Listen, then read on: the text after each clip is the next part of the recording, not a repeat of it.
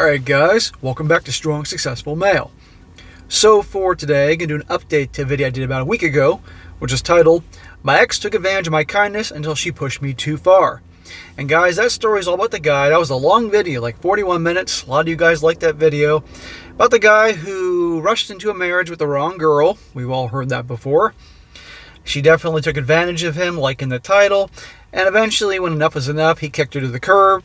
And I might add, before he had to pay alimony to her 4 years into that 5-year thing.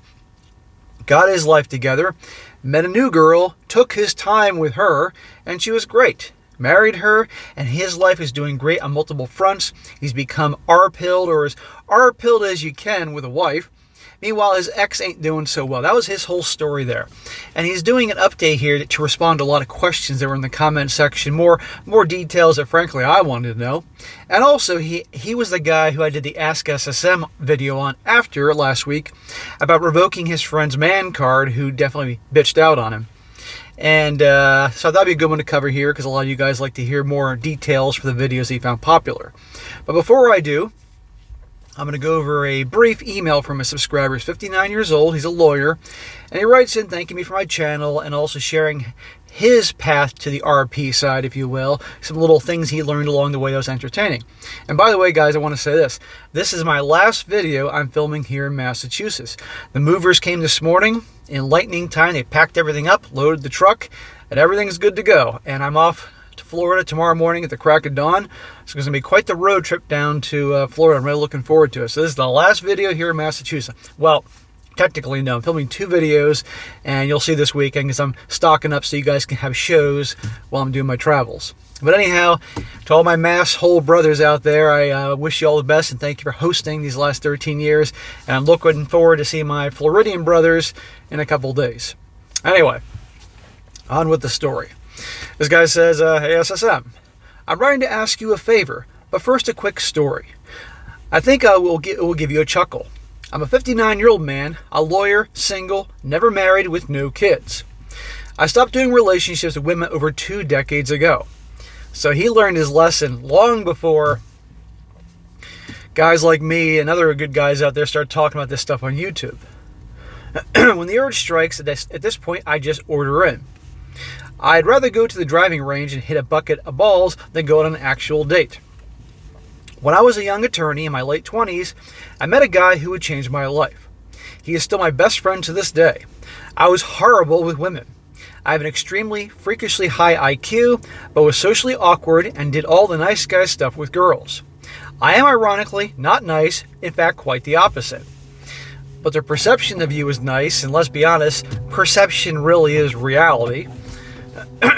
My friend is the ultimate Chad. He's tall, athletic, and the most unbelievably charismatic person I've ever met in my real life. All the guys want to be his friend, and all the girls want to bed him. It was astonishing to watch him in action. We used to go to this particular bar every day after work. One day we were sitting at the bar, and there were 2 girls at the end of the bar who appeared to be listening to us talk. We just tried a big case together and won, so we were in a very good mood, especially him. The prettier of the 2 girls seemed interested in him, no surprise there, and they both approached us. The prettier one sitting beside him, and the other, also really cute, sat beside me. I had a girlfriend at the time, so I just made polite conversation with her. My buddy's back was to me, so I could not hear exactly what he was saying, but I could tell he was being a jerk. Because he doesn't give a shit. Then I heard the girl he was talking to yell, "Asshole," and stormed off. My girl followed, and my buddy and I turned back towards each other. He had a big grin on his face. I said something like, "Guess you can't win them all," to him. And he looked at me very sternly and said, "Let me tell you something. I have effed every woman who's ever called me an a-hole." I'm sure many of you guys can understand that one. I laughed, and he proceeded to tell me the stories, and I was riveted listening. As he talked, the dots started to link up for me for the first time in my life, and I finally began to get it. I finished my beer and headed home. As I was going out the door of the bar, guess who passed me was coming back in. Look who was chasing after him, the same girl that stormed away calling him an a-hole. This was the beginning of my RP journey. My girlfriend and I broke up soon afterwards. So you can see your buddy, how he was. He didn't give a shit, you know? Now, he said he was tall, good looking, in shape, athletic. So he is the top 5% guys out there. Probably top 3%, honestly. 2%, 1%. And experience gave him confidence, and the confidence gave him experience, and he doesn't care. And yeah, they're drawn to the a-holes because the a-holes, they know, aren't going to call them up the next day and bug them. They can have their fun with them and move on. It's just how it works. For the next 10 years, I ran amok, often doing things of which you would not approve, until I finally grew exhausted by the whole thing and opted for a more sedate lifestyle. He goes, so on to my request. Like most of the stories, most of those who love your content, I particularly enjoyed the one about the guy whose wife requested an open marriage, and then he made a date with a woman right in front of her. That is one of my most popular stories I've ever covered, and I have no idea how many fucking videos I have in circulation right now between all 3 channels, but a lot of videos. That's one of the most popular ones. He said in that story that he could write I wrote something wrong. Hang on, bear with me here. He made the date in front of everyone. He made the date in front of her. I'm absolutely desperate to hear more about that story. He went straight from the morning after the date to 3 months after the divorce. He said in the piece that he could write a book about the divorce. I wish he would because I really want to read it. I want to hear as much about the situation as he's willing to tell.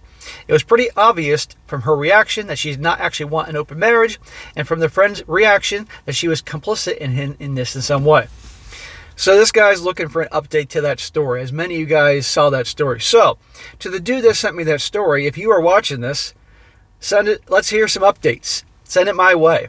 I'll post a link to that story in the description and the top of the comment section in case you guys didn't see it. One of the best stories I ever covered. That was a true Chad. He was truly the GOAT. I'm dying to know what really went on and what was happening. I think I can guess, but I want to know. If it's possible, you could reach out to the guy and get him to write more. That would be awesome. Or you can repeat the request on a video and maybe he will see it, whatever it takes. Well, we shall see. And if you guys know that story and you want updates to that story, say it in the comment section. And maybe this dude will read it. Anyway, keep up the great work. I love this content more than I'm even comfortable with. It feels like an addiction. Your channels are the only ones which I subscribe to. Thanks again and take care. Well, brother, thanks so much for your support. I'm really glad you're enjoying the show. And I think it's cool that you had that big experience 20 years ago with your buddy. And you're 59. I'm assuming he's around that age. I'm willing to bet you your buddy is still the same guy. He's probably banging chicks 30 years younger than him and doesn't give a shit. They're probably chasing after him because they probably love that silver fox type of guy. And obviously, I'm assuming, because since he's an attorney for his life, he has pretty good disposable income. Anyway, on to the update to last week's story. He says, hello SSM. Holy shit. I can't believe the popularity and the support of my story. I want to give you a big shout out to you for the work that you do, as well as everyone who has watched, commented on, and shared my story. You're welcome, bro. I appreciate you taking the time to tell it. Thank you all. The support is greatly appreciated. It was a blast to see both of my stories posted. The long story was posted one day, and the shorter one about revoking my friend's man card the next day.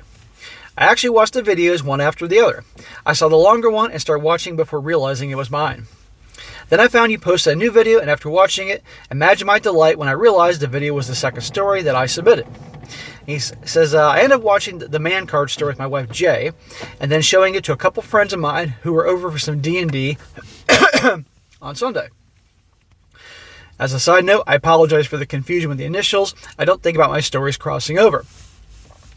So guys, when you send your stories to me, some guys put initials as codes for these people in the stories. Just make up a name. It's easier to follow. Instead of like L and J and R and E, you know what I mean? Just pick a fucking name. Little tip. Hearing this story gave one of my friends a couple of gut punches, as his sister just gave their relationship the axe in much of the same way my former friend Jay did ours. I also want to correct a couple misconceptions and add a cherry on top of the cheating evidence against L, my first wife.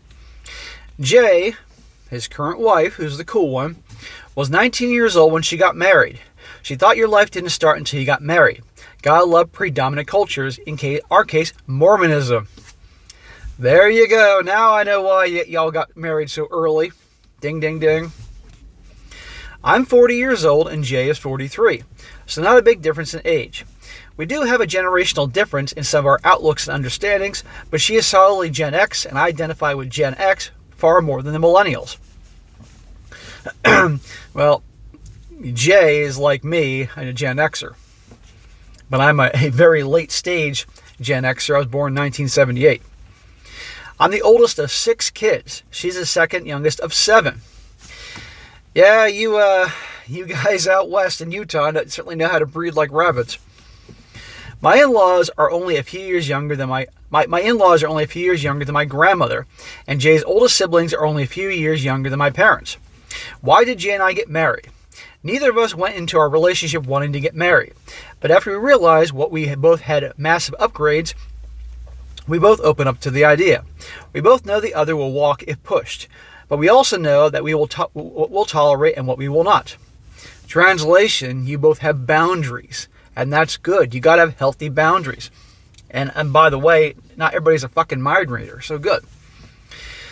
We don't live in California, praise the gods. I fear it would drive me insane if we did. Side note, my first wife always wanted to move to California as she loves Disneyland. Well, you should have gone to Disneyland, left her ass on Tom Sawyer's Island, and taken that raft across the body of water and headed for the hills. Yes, I know, Disneyland. Speaking of my first wife, Elle, I somehow forgot to mention the cherry on top of her cheating indicators. She came out as bisexual. Yeah, they all come out as bisexual, and yet they seem to be having their relationships with other dudes.